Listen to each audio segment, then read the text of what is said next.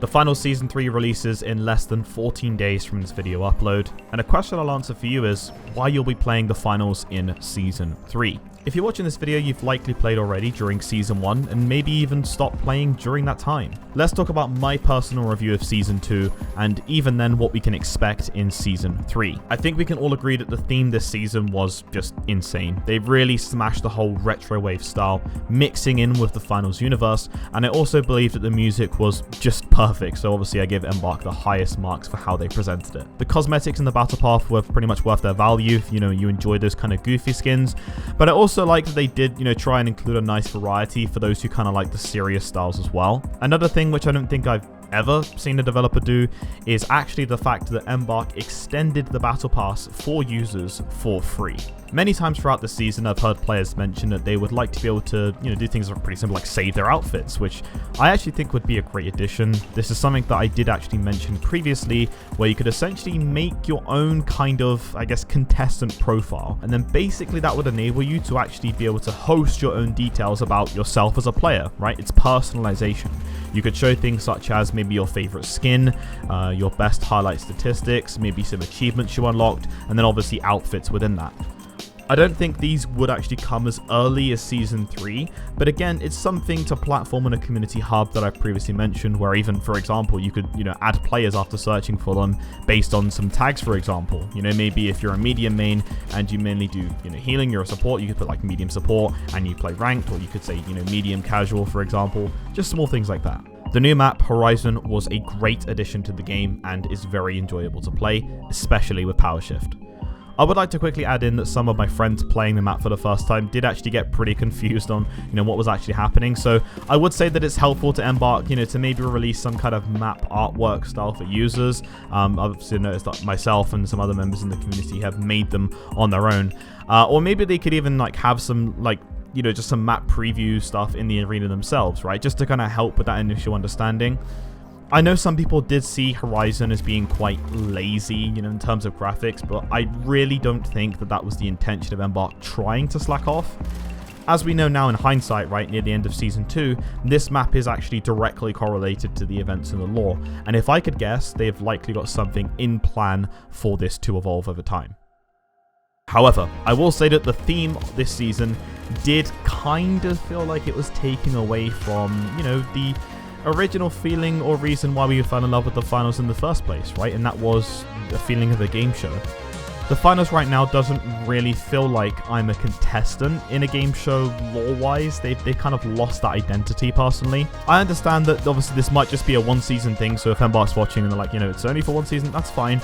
But, we don't know even now what's going to happen with the whole CNS versus VIA yet. There was obviously something recently in the lore where they were saying that they might have to reset and the AI won't like it or something like that. So I do hope that it does kind of return to that game show theme in Season 3, because that's really what I love about the finals. Obviously the weapons are a cool addition and I do actually still use them casually, but really I wouldn't use them in ranked, for example, because I feel that just by simply equipping a FAMAS by default gives me a more difficult time against someone else using, let's say, an AKM with GAR, and there isn't many players willing to kind of put themselves behind just for the sake of a new weapon in ranked. Casually, I completely understand it. That is until now, though. Recently, Embark Studios gave a new buff to the FAMAS and 93R. Look at this beauty of a weapon right now. Yo, guys, there's something wrong with my FAMAS. So one of you guys could help me out a little bit, because it's a little bit weird. It just doesn't seem like it's really working that well. Oh my god. But THiiXY, I'm an ex-pro and I'm a top 100 aim labs user, and I'm a streamer and YouTuber, and I dropped 30 kills with that weapon. Alright, man. I'm just saying, I'm talking about just the overall of the guns and my personal experience. That's all I'm talking about. The gadgets, though, they did have a shaky start. I think we can all agree.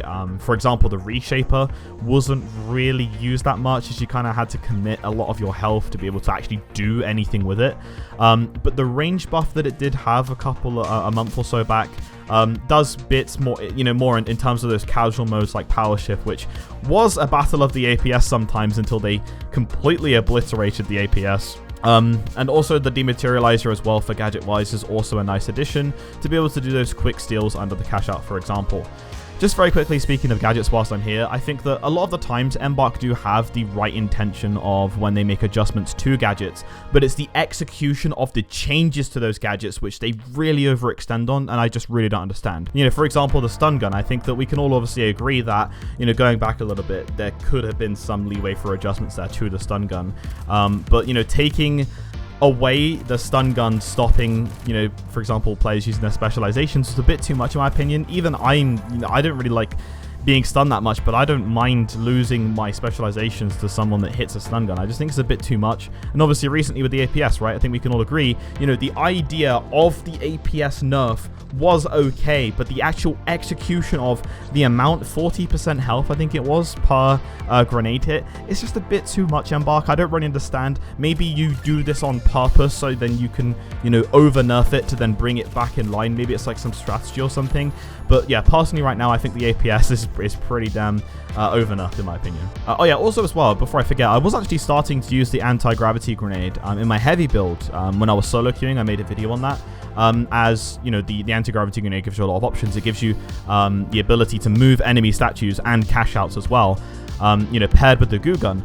But obviously once you start getting close to those higher levels against teams, then obviously you do start to notice that you might have to change up the strategy, and you know, you'll on average struggle against players if you are a solo as you get closer to Diamond 4. But I mean, that's just factually, you know, across the board. I don't blame the anti-gravity grenade just for that. The Gateway for Light though was actually a great addition. Obviously, as you guys know, it can be useful in helping you evade, reposition, or even pace the game faster in ranked, and top players have actually been utilizing this new addition as their main rotation in their ranked matches when they play Light. There was a few bugs this season, but it didn't really affect my overall gameplay experience. Some of them were just outright annoying, yes. I'm stuck. No way, I'm stuck. Oh my god, this game. I'm stuck! Fuck!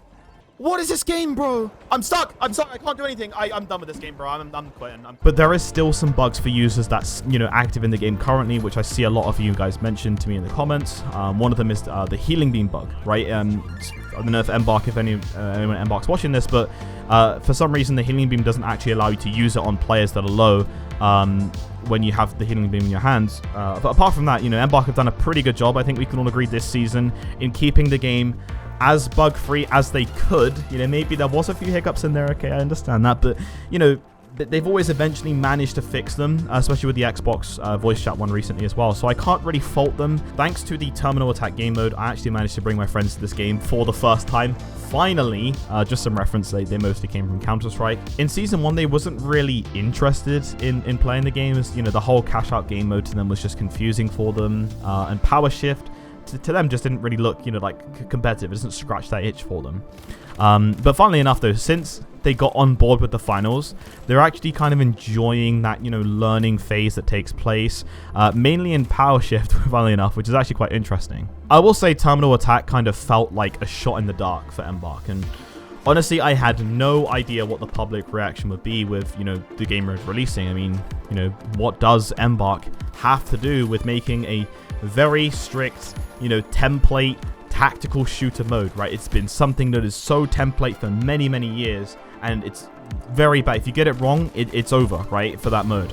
And, you know, they decide to mix it in with the chaos of the arena. It's crazy. I was really worried about the balance, but they proved me wrong with, you know, with being concerned about the mode and, you know, the one life, no heals that it came with. There are obviously still some things in the game balance-wise that have their strengths for that mode, but I think overall it's a pretty damn good experience for me personally. If you're into podcasts, I do actually create them. I was speaking with Piggy recently on one of my series, who's known as a top light in the game for the cash out mode, and I think we both agreed that right now Terminal Attack is still kind of in that honeymoon period, right, where players are just, you know, simply enjoying that mode because it's new, fun, and obviously switches up how we play the game we love. He did mention though that a change could be some sort of economy system added into the game. I don't decline that, but I think that if it was to go down that route, then, you know, this is going to be a huge project that Embark will basically have to face, because, you know, they would have to balance the economy. At the same time, they'd have to handle the weapon balance, the gadget balance, and obviously everything else they do across all the other modes and titles and content, etc. My friends said that they actually wish that Terminal Attack would be a ranked mode, which would give them the incentive of actually committing to the finals a little bit more. And it kind of made me think about that possible addition, to that in the future. I mean, if you go to the game right now and click on the game mode, it literally says competitive mode, right? So that is actually an interesting pickup by default. Right now, obviously, we have a split between casual and competitive players. I've made a video on that previously. But really, that kind of takes aim at the balance in the game overall. If we added Terminal Attack and, the Cash Out Ranked Mode tournament into the game as two options to grind Diamond, then it kind of gives a concern into, making another split in the community. Like, for example, what would the actual competitive scene mode be, right? And then you kind of have this three-way tug of war because, then what should or shouldn't be balanced in the game. And then I think that this would just be chaos for Embark, and I could not imagine the stress that it would put them under. I actually think that aside from all those issues, we should actually have Terminal Attack as a ranked option. I don't think it should replace it, but that's just the way that I've been enjoying playing the game personally, and at the same time my friends agreed that they would also grind ranked in Season 3 if it did include it as well as the cash out mode. It's personal bias, I know, and I've grown in my gaming journey in those types of attack and defend modes, but it's personal bias. I think that aside from those game issues, we all need to see an improvement towards the ELO system, and there was actually an article written previously by Matt Lowe, who is the design director of the finals, and he's basically been hinting towards a reworked ranked league system at the start of Season 3, which they say gives a fresh experience that feels better, is more informative, and closer to your actual skill level. I'm excited to see what they've cooked up for the end of match summary improvements, which they say also informs you about your performance, rank, and similar information of your opponents. Ruby has been hinted in the finals, which doesn't have an official token right now on who or what gets rewarded it, but I'm going to assume that this is an incentive for the top players in Season 3 and beyond. Maybe giving it to, let's say, like the top 1,000 players. I don't know. I like that idea. As the diamond skins are pretty common right now with most players having the goal of actually reaching diamond, and Ruby then has that added incentive of playing past that diamond 4 rank. Nothing really shows skill right now in the game, but if there is an overhaul of the rank system and then this Ruby badge, then obviously I'm all for looking towards that. Also, I think something which is due soon is an overhaul of the statistics page. I think we should at a minimum be able to kind of see the stats split by certain game modes, as I love to see my performance in ranked versus, let's say, casual matches. But even further than that, maybe even see some statistics split by class. I'm not sure if Embark have been tracking this information for players already, but I feel like they have because they've previously put stats up at the end of seasons before. But I feel as if we could see a breakdown with stats in more detail, such as, show how many kills we had with, let's say, an M11, maybe mine kills, or stuns hit, just to name a few out of the many options within the game. Another topic at issue is with the VR in the game. Not to be confused with the multi-box, it's the thing that likely says 3,000 out of 3,000 for you if you've been playing the game for a long time. I've been kind of reading up in my comment section from you guys suggesting it, and just people talking to me, about the solutions that Embark could implement with the VR. As I know that they're looking into giving more ways of spending them. However, one of them I actually thought would be pretty cool is if these VR could be spent in some unique way at a shop. Like, for example, something that can only be attainable through these means. Maybe something like a CNS black market or something. But also maybe in some forms of multi-bucks that can be spent as well. So you could purchase multi-bucks through those VR coins. I know people have told me that they were annoyed, for example, that they missed out on some of the community event challenge rewards, like the full pink outfit. Like they're literally only missing the shoes, for example. And I know it's limited, and I value limited skins, by the way, just as much as you might. But I don't know, for that, I don't think it's too bad. Maybe buying the community skins through the black market, I don't know. Just a thought, don't hold me to it, by the way. It's just an idea. Obviously, Embark are looking at actually keeping the game running for as long as possible, so they don't just want to give everything away all the time. But I feel that at the same time, what's valuable to them as a company is the players that are playing and grinding this game every day, doing contracts, playing ranked casually, etc. So I guess this VR is another way to kind of reward those players on the grind. Thanks to obviously you awesome people commenting, you shared some ideas with me, and I kind of like the concept of something like a sponsor event, right? And it runs on like a specific day of the week where players queue up and play, and then kind of the best players within the objective set by Embark or the sponsors law-wise kind of win a prize, right? I mean, you could even say that it's like a tournament, and you pay a VR fee to enter, so everyone's not just farming the hell out of it all the time. But that's not the only way to attain them for players that just don't like competing. You could attain VR from doing contracts, for example. Speaking of events in the game, it wasn't really that present for Season 2. Obviously, I know that we had the Easter event, right, which it was pretty funny seeing rabbits hop around the arena on Horizon, but aside from that, I don't think that there was anything else. I'm not sure. Maybe I'm wrong, but we had the terminal attack mode, and then the Easter event, right? Something like that. So I'd say that, we know that those LTM modes work pretty well. We had that like kind of Western cowboy theme, like the Smoking Guns event for Monaco. And I kind of want to hope that this area is kind of expanded on just a little bit more personally, in my opinion. Maybe something like grenade launchers on, medium and heavy only, just an example. Overall, what I do hope for Season 3 is that we can start to kind of see more community efforts rolling out. Like, for example, we're waiting, obviously, the anticipated spectator mode, and obviously I'm hoping for further options on private matches to be able to expand in this area for competitive scenes, and my other ideas that the community can obviously watch to enjoy. I do like that Embark actually gave me as a creator some multi-bucks to give away, and I would actually love to be able to kind of give back to you guys a little bit more, like a bit further than that. So I would kind of really like a like a gifting system in the game, so then I can give back to my viewers as a thank you for supporting me and liking, subscribing, watching my videos, etc. Apparently on Shroud's stream there was some news that a Twitch Rivals is coming soon for the finals. Yeah. I think there's a Rivals coming up for finals, actually. I liked finals. The only thing, the aim and the movement felt so off, and I didn't like that. Yeah, it was kind of jank. It felt so jank to shoot certain guns. And that's actually one of my dreams or kind of goals to compete in as a creator. I won't be yet. I'm too small. By the way, if anyone's wondering, I'm too small of a creator to be invited, but I should start streaming on Twitch soon as well. So I do have a Twitch, but yeah, I'll probably be watching it live for like a co-stream or something. I've got my Twitch account back recently as well, so if you want to follow me on Twitch, that'd be really cool, because I'm going to be doing a lot more live streams in the future when I get my internet. I'll rate Season 2 from, I'm going to say, a competitive perspective, about 6.5 out of 10, I think.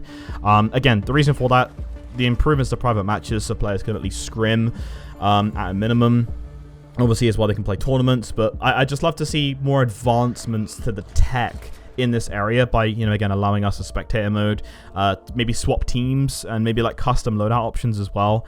Maybe allow any player to use any gadget if they're new and they might not have unlocked it yet. For example, if me and my friends want to play Sledgehammer only, but we can't because one of them hasn't unlocked Sledgehammer, it's kind of annoying, right? From a casual perspective, though, I will rate Season 2 like a solid like 8.5 out of 10. Like, I really think that this season was pretty solid to the casual experience with, the minor interruptions. There was improvements to the contract system, there's new content.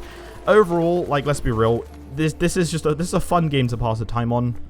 Sure, on a deeper level than that, obviously we may have some things we don't like about the game or balancing, but this is a solid FPS title from, a casual pick up and play perspective. If you're new to the finals or perhaps just stumbled across my video, I'm going to be here pushing out all forms of content, from VOD reviews, next season, news, competitive tournaments, banana outfits, and just overall covering the game's development. And I'd love for you to be able to join me on this journey into the unknown realm of Season 3. It's going to be a damn bumpy ride. So if THiiXY, you're watching this in the future, I hope you survive it. But anyway, guys, thank you so much for watching. You guys are awesome. My name is THiiXY, and I'll see you on the podium.